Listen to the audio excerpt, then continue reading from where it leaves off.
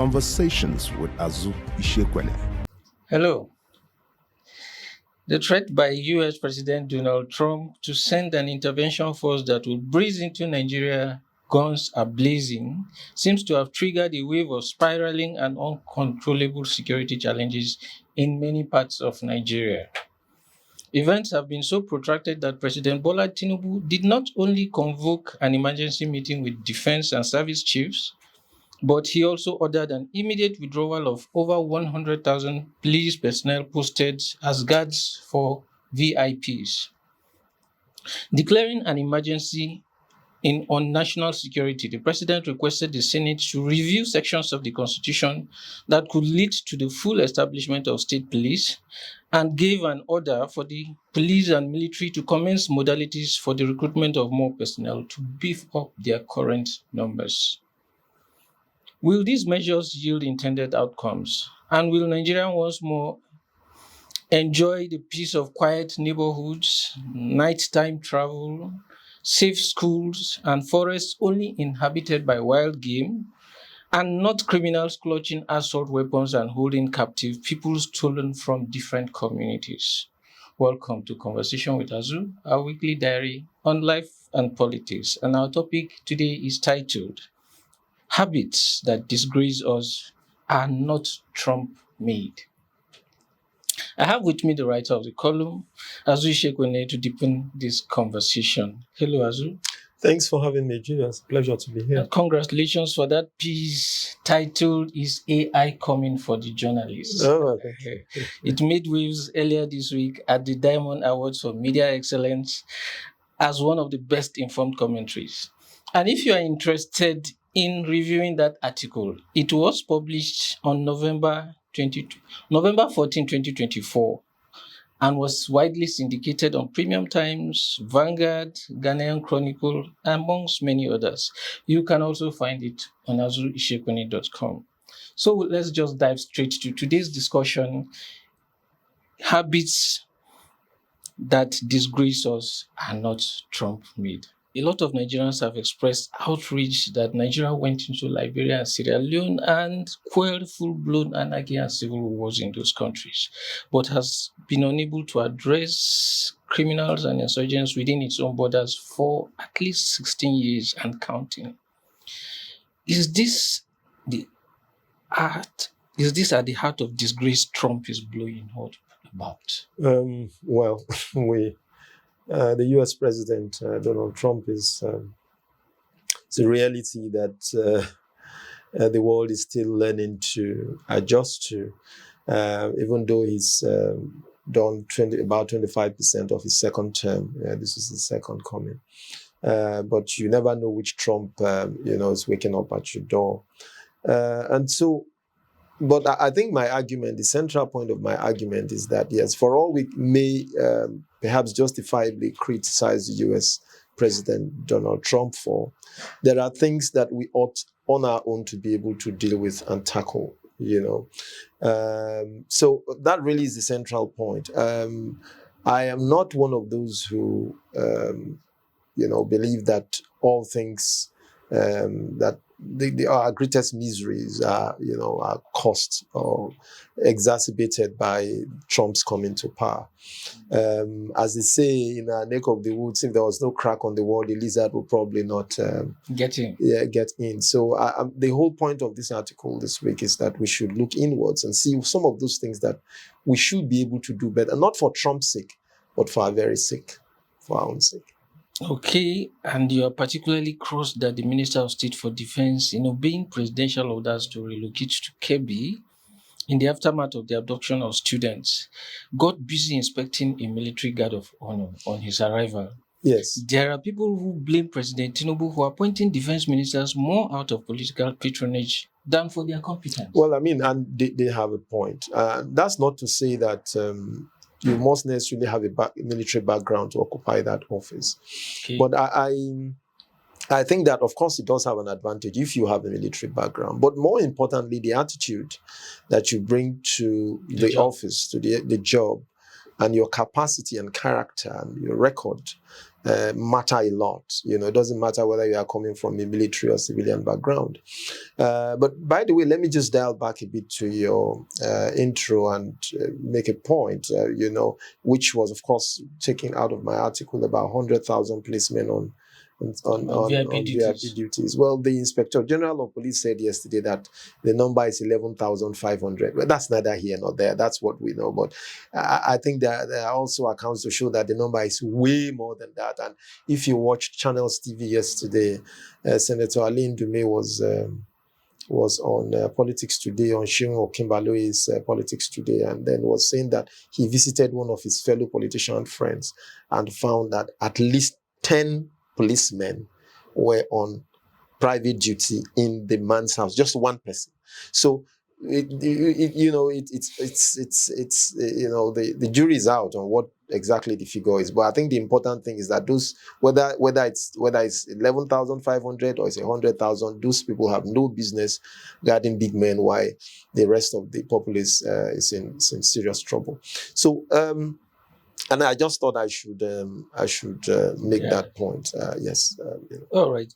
And then following on all of these crises, a team of VIPs sneaked out to Washington to dialogue or debrief the US that alleged genocide in Nigeria, for which the Marines might come in fast and furious, but they left the country in the dark.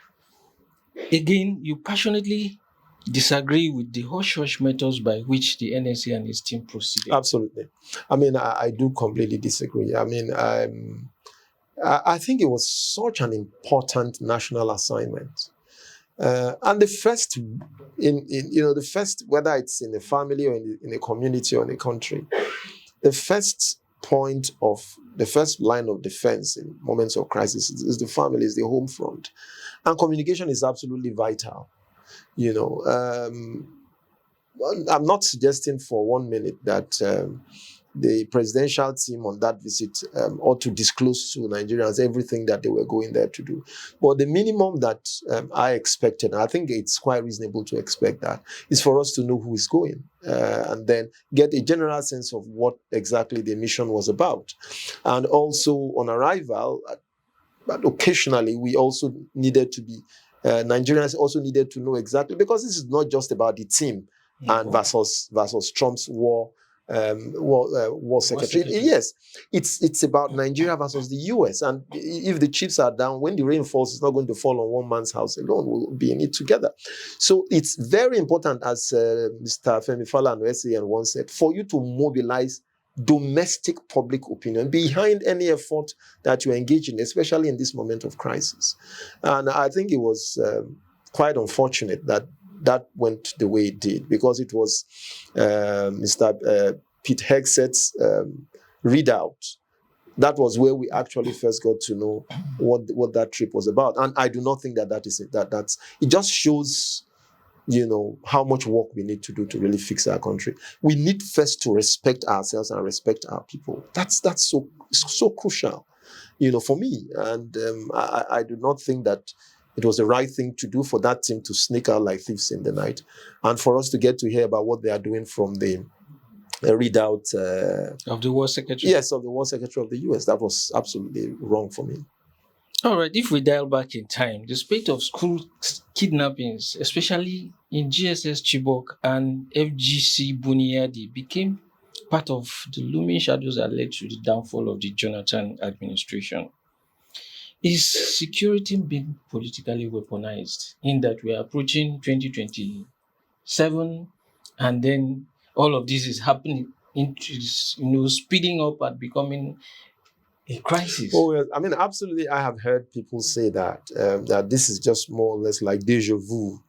We're back again where we were, some of the things that led to the removal of one. And interestingly, as the word goes around, the current government, which was then in opposition, severely and justifiably, I believe at that time, criticized the way the Jonathan government handled some of those situations and used it as a major campaign weapon against President Jonathan's government. I can only imagine what President Jonathan must be thinking. And some of us also, including myself, I also severely criticized this government. That's why we must also hold this government's feet to the fire.